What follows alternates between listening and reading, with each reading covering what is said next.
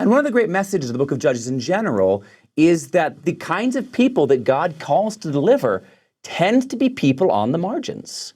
These do not tend to be sort of, we've got Benjaminite, this left-hander. Our next judge, Shamgar. Shamgar or the ox goad, he only gets one verse. We don't know about him. But the one after that is totally an outlier. Why? Well, mostly because she's a woman. She's the only female judge. There's a lot of intriguing things with Deborah. She's a prophetess. She's the only female judge. She's really intriguing in a lot of ways.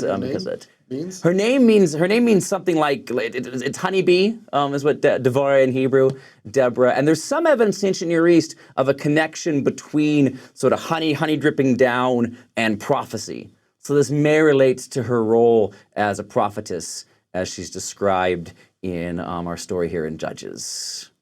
Which, if you look at verse 4 and 5, it tells you her name. She's a prophetess. So you'll notice that you don't get the label of prophet with these other judges. They're just called deliverers. But she gets the label first and foremost, a prophetess, the wife of Lapidoth. She judged Israel at that time. Now, what does that look like in her context? Verse 5, she dwelt under the palm tree of Deborah between Ramah and Bethel in Mount Ephraim. That's in northern Israel. And the children of Israel came up to her for judgment.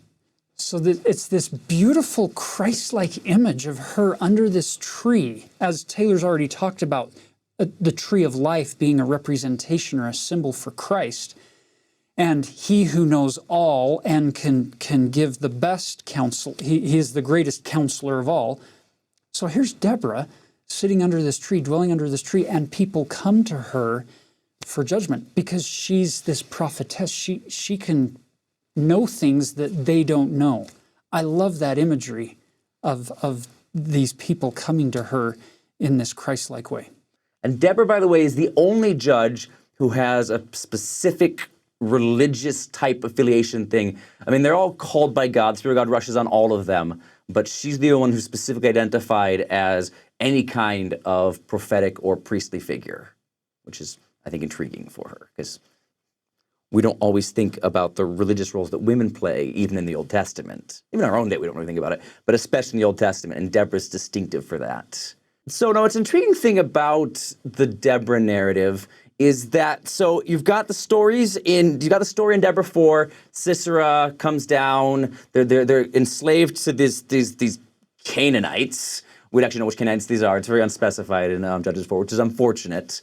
But you have, and then there's this guy Barak, who Deborah says you need to come be a general. Barak's kind of a little wishy-washy and says, you got to come with me. By the way, one of the cool things about the Deborah story is this is really a story about women acting to save Israel. Almost all the action that happens in the Deborah story is women leading out for this. And you've got this really great story here in Judges 4. So you got this narrative, but again, because it's not even Barak and the armies that end up defeating Sisera. It's and again, the margins again.